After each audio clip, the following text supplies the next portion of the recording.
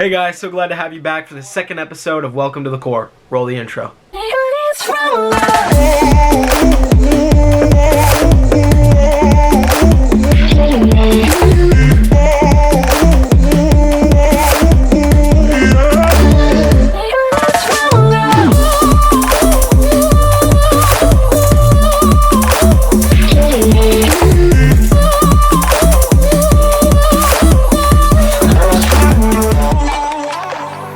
Hey guys, welcome back. I promise there will be a new intro in the upcoming videos, but for now, I'm super excited to get into the second episode of this series, 10 Things to Do Before FOW. If you recognize this outfit, it's because I'm recording the first episode and this episode back to back so I can edit them at the same time and get these posted on time for y'all. So, let's dive right in.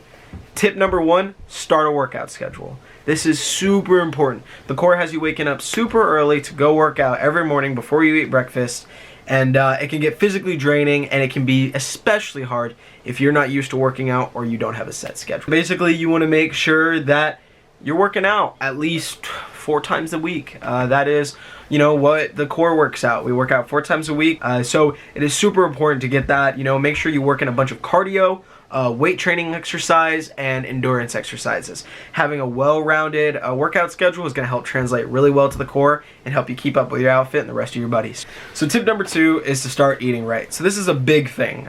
People experience a lot of differences when they come to the Core and new ways of dealing with this stressor.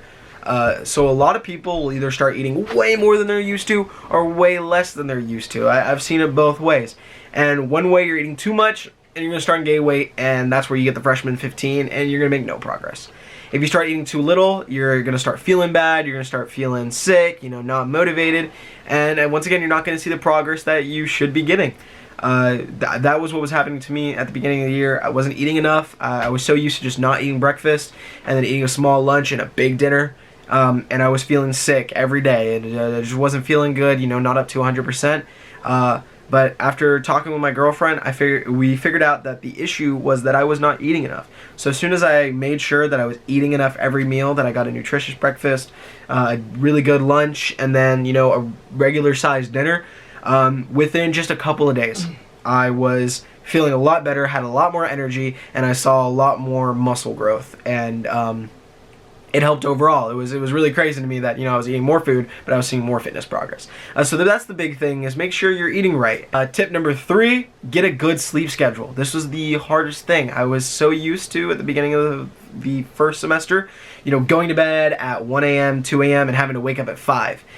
And that's okay. One night you feel okay, but once you get into weeks at a time, you're exhausted. You have no other desire after you do anything else but to just sleep and not do anything. And I saw for a lot of people that affected their schoolwork, that affected, you know, their social life, that affected the activities that they did.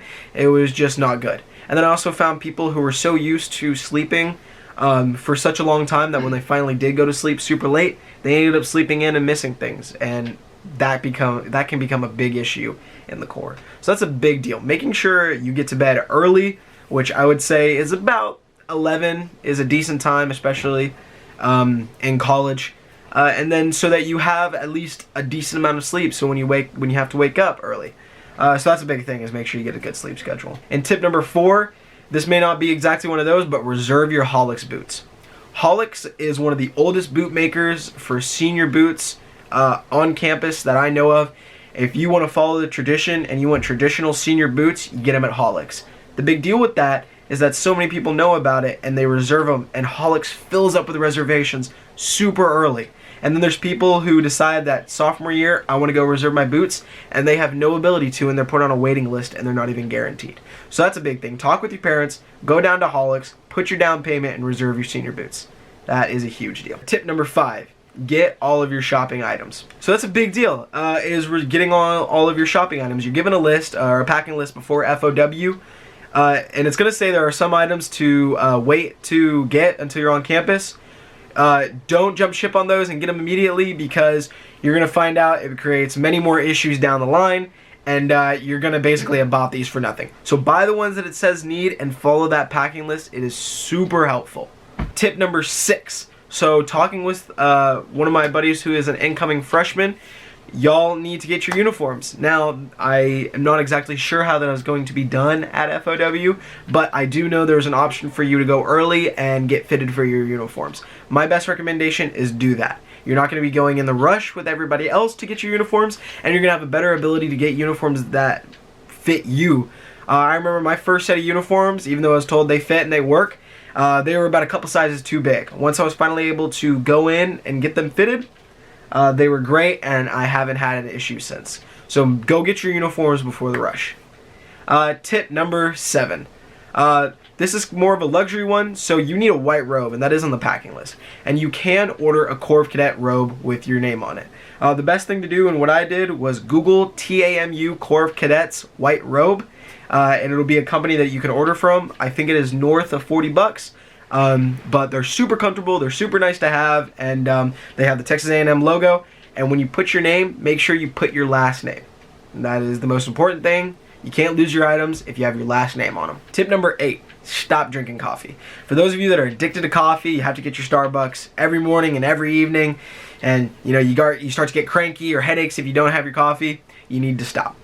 In the Corps, especially in your freshman year, you're getting up early, you're getting used to it. If you're getting up early and you have to go work out and do all these things, and you don't have time to get your cup of coffee, you're not going to perform at your best, you're going to be really cranky, you're really upset, you're not going to know why. So stop drinking coffee. And another tip, from what I've heard, don't know if it's 100% true, but the coffee in Dunkin' Dining is decaf, so you're not even going to get the caffeine that you need from that. So if you do like Starbucks, by all means don't stop drinking it, but at the very least, cut back on your caffeine consumption so it doesn't hurt you in the long run. Tip number 9, meet your buddies. Now, I'm not saying, especially during the virus time, to go out and meet up with your buddies and spend face-to-face one-on-one time. What I'm saying is, for my outfit especially, we were able to have a group chat together. Our CO and First Sergeant made a outfit group chat, and from there we made our own group chat. So if your upperclassmen made an outfit with them on it and all your buddies, so that you can ask them important questions about the Corps or what it's going to be like, make a separate group chat with just your buddies and get to know them, where they're from, what majors they have. Just get to know your buddies, and it's going to make it a lot easier for you to bond with them and mesh really well when you meet them in real life and you got to go through the Corps with them. And tip number 10, which is, I think, a super important tip. This is not just necessarily for members of the Corps, but for anybody going to A&M. Get familiar with Howdy. Howdy is where you do everything. It's where you view your schedules. It's where you view your classes. It's where you sign up for everything, in terms of registration and parking passes. It is just a very, very important resource for you. You can check your degree progress, any number of things. So, if you, I know that you incoming freshmen, you have a Howdy account. Go through, click through all the tabs, get to know it. And then when you get to school, get to know eCampus. You can find it through Howdy, and that is where all your classes are going to be. Become very familiar with those, and you are going to succeed very well. So thank you guys. That was my top 10 tips for before coming to FOW. If I can think of any more, I'll put them in every subsequent video, but for now, that's all I have for you. Closing comments: freshmen, you're getting closer to FOW. You got this. It's going to be super exciting. You're going to learn a whole lot of new stuff. Hey y'all, I just wanted to let y'all know there are a few things you need to get done before coming to FOW. I'll throw a picture in at the end of the video, but big things: complete your on-campus housing orientation through your housing portal before the 11th. Complete all ROTC inbound cadet forms. If you haven't already, go to myaggiecard.tamu.edu and submit a picture for your student ID before August 7th.